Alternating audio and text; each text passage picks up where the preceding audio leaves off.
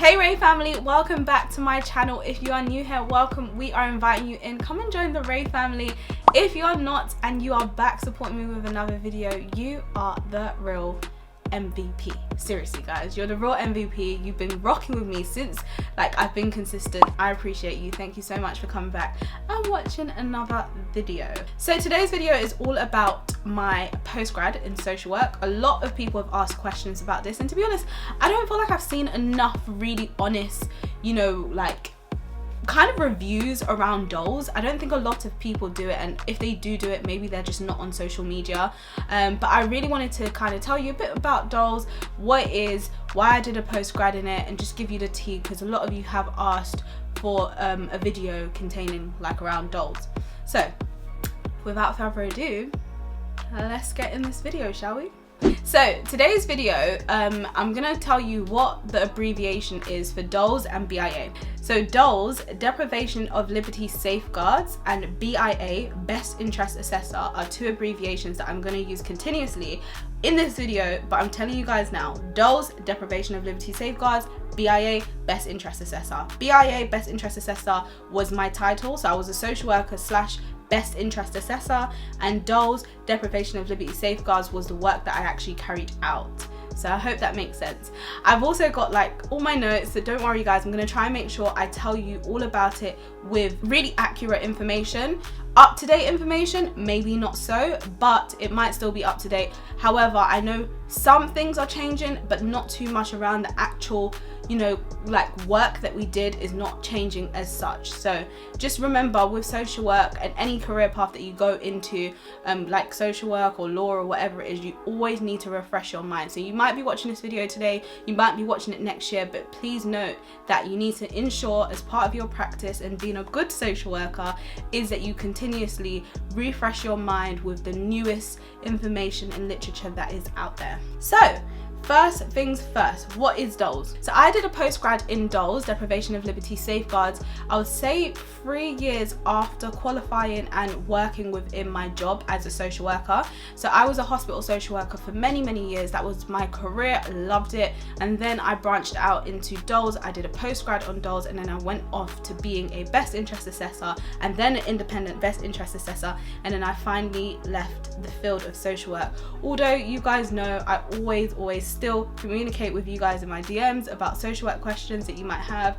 I do some clubhouses, and we are thinking maybe we would be able to do a bit more stuff when unis are back and schools are back, and talk a little bit more about social work from kind of a young perspective, because I feel like that was something I didn't have when being a social worker or even being a student social worker. So yeah, so DOLS was put in place to prevent breaches of Human Rights Act. So a lot of people didn't really know that they was actually depriving people of their liberty in an unlawful manner, and there needed to be some sort of protection around that. One of the biggest cases that brought this to light was the Bournemouth judgment case. So the case was HL versus the United Kingdom. That was the case that actually brought to light that there was a gentleman being deprived of his liberty. He was an autistic man who lacked the capacity around his admission into hospital. So he was also autistic, but he did have learning difficulties as well. So for those reasons, and I'm guessing via assessments that were completed, they felt that this gentleman lacked capacity to make decisions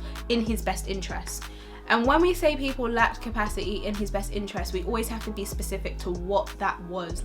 What is the decision that was being made for us to know that he lacked capacity? And in this occasion, he lacked capacity to make decisions around his hospital treatment and care that he was receiving when he was admitted into hospital. So for that reason, he had some carers, but he was refusing to comply with the treatment and care that was being given in hospital, and they were refusing him from seeing his carers. So not only was he under continuous control and supervision, he was also not free to leave. And if you think about our basic human rights, we shouldn't be under 24-hour supervision or observation without there being something in place, because our human rights is breaching our right to private life. And he was not free to leave, which also meant that they was restricting him from doing anything. So they put him under continuous control, and we are human. We should be either allowed to understand why that's in place or why that's happening, and the right procedures and protocols being in place for that to continuously be reviewed. And that's not what happened with HL, which is quite sad, but that's how DOLS came into play. They also went on to say that if he didn't comply, they were actually going to detain him under the Mental Health Act, which is just so many different things they were doing that was really wrong. That touched me because for me, I work in a hospital environment, and you know, there's a lot of multidisciplinary professionals working together for this one individual, and you want to make sure that you're doing everything right, but you're also not actually taking advantage, not sometimes on purpose, but just you don't want to take advantage too much of how or what that could make someone feel that you are looking after just because you're trying to protect them at the same time. There has to be some sort of guidelines, and that's how DOLS came into play. And I love law, so once that came into play, I was all for it. How do you know if someone's being deprived of their liberty? There was something called the Cheshire West judgment. I'm gonna be talking about a lot of case laws because that's how DOLS came about, and there's no like, if I remember correctly, there's no like specific one that you go with when it comes to, like, you know, you have the Mental Health Act, you got the Children's Act, you got the Care Act. With DOLS, it was kind of brought around by case laws, and that's what kind of helped our practice when we was going out to complete best interest assessments, etc. There is obviously DOLS like guidelines, but a lot of it is also based around case laws, and case laws where you can see that there has definitely been like an implication on a person, and then they decided, okay, so based on this case law. So if you guys don't know what case laws is used when you are trying to argue a point as to why, or sometimes they use case laws to kind of reflect on how they could have been better within that practice, or using that case as an example to be better in your practice. So that's kind of what we use. So the next case law I want to talk about is the Cheshire West judgment, which was Stork versus Germany in 2005. So in order to understand if someone is being deprived of their liberty, you have to ask yourself two questions. Is the person free to leave, and is the person under continuous control and supervision? So as you heard me earlier, I said they restricted him from seeing people, and they didn't allow him to see the carers that were looking after him. That is not allowing him to be free to leave. And is the person under continuous control and supervision? If you have those two answers, in some cases it might be necessary for them to be under those two things, but you have to make sure that there's laws such as DOLS being put in place to ensure that they are being protected and it's in their best interest. Hence the reason why they used to call me a best interest assessor, because I would make that decision as to whether or not that person was free to leave, or did they need to not be able to leave so that they can get the care and support that they need, and are they under constant control and supervision? Which, if I kind of just tell you what that means, I used to go to a lot of care homes and hospital, because that is where people are usually either one in a care home. Some people can have locks, some people can have bed rails, which basically means like they kind of have like some rails to stop them from getting out or dropping out of bed. That can also be seen as a restriction. Or if I was laying in an armchair and my legs were up and, you know, my legs are a bit weak and I can't get out, that's also seen as a restriction. If you have staff or a carer who's checking up on you all the time, day and night, that can be seen as a restriction. And sometimes these things are important and need to be in place, but for people who can't make that decision themselves, it's important that we support them to know if that's in their best interest, and understanding and weighing up all the decisions to ensure that we are doing what's right for them. So that's how DOLS and BIA comes together, and that's why I was a best interest assessor. That's basically the introductory bit of it. I don't want to go into too much detail unless we will be in this video forever. But also what I love the most about DOLS as well is you do not make any decisions really on your own.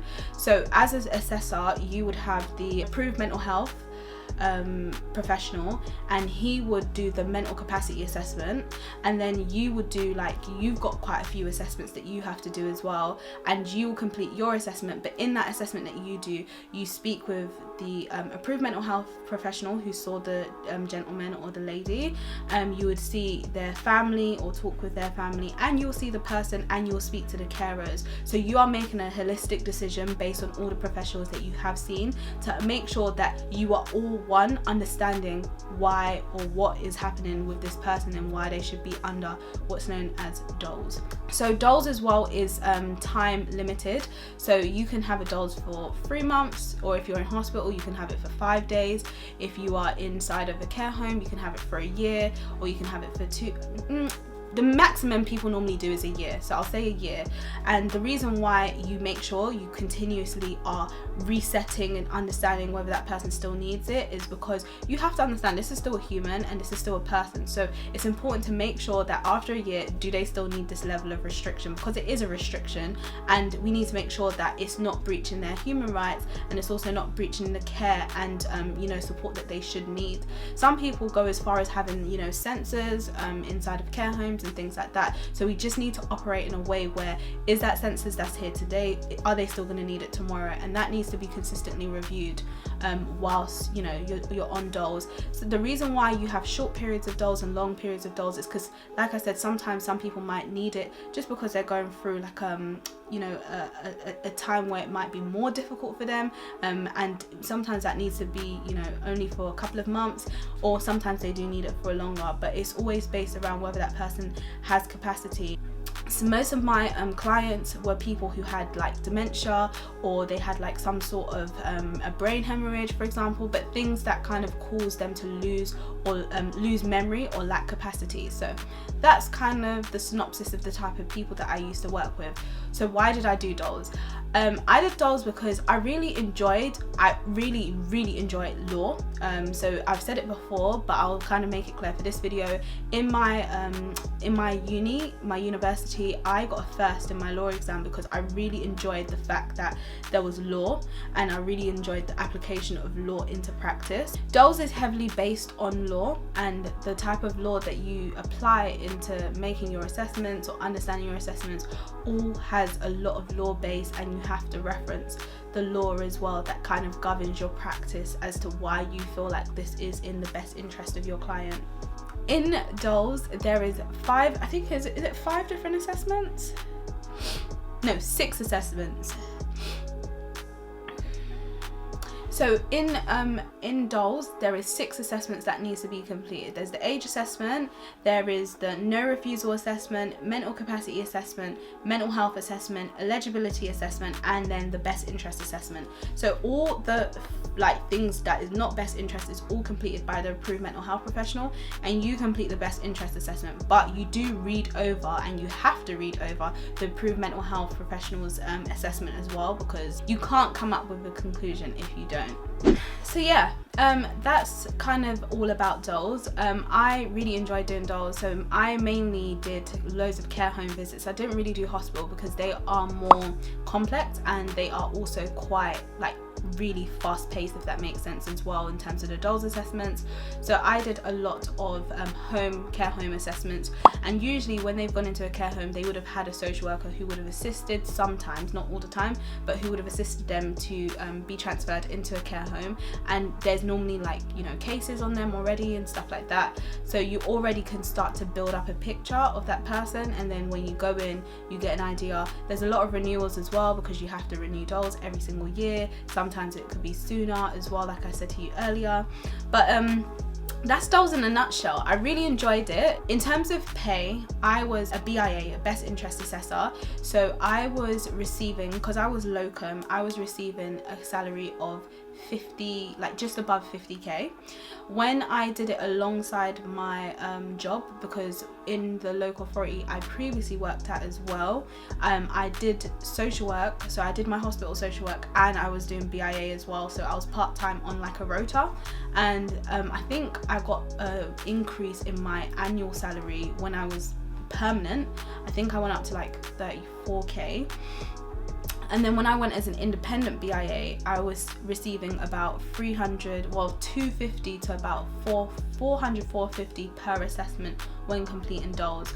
DOLS is not all about the money. It's really lengthy, and it's really it is quite a tedious job. You need to make sure, because these things or these assessments are they're law, you're quoting law and you're putting a restriction. But it's not, to be honest, with DOLS and anyone in social work, it's not about the money, because the work is very, very tedious, but it's work that's enjoyable, and that's what I love about DOLS a lot. If you guys want me to do a Q&A on DOLS, and if you have specific questions, then comment down below. But I just thought I'll give you a little introductory into DOLS, what it's about, what is it, why did I do it, and stuff like that. But I did it, like I said, because I love law, and and what is DOLS, I've told you how it comes about, but they are trying to change it to liberty of protection safeguards, and you have to do a refreshers every 6 months. I actually plan to try and do my refreshers as well, like in the next couple of weeks. I don't practice as a DOLS as a BIA at the moment, but I do love it, and you know, because you can do independent work, you can always go back in and out, so I do enjoy having my DOLS like there, you know. So I hope you guys enjoyed this video. I know it's a little bit different and only going to be tailored specifically to the people who are interested in social work, but I wanted to make sure that I still do my social work elements, because I know you guys love it, and I know you guys always come and ask me questions, and if I can be any support to anyone, then feel free to share this with people who might be interested. And yeah, if you want, you can also share it with like your lecturers in your uni or your local authority. It would be great if we actually did like, you know, some shared group works and stuff like that. Like, I'm really interested in that. But I hope you guys enjoyed this video. Make sure you like, comment and subscribe, and I will see you in my next one. Bye.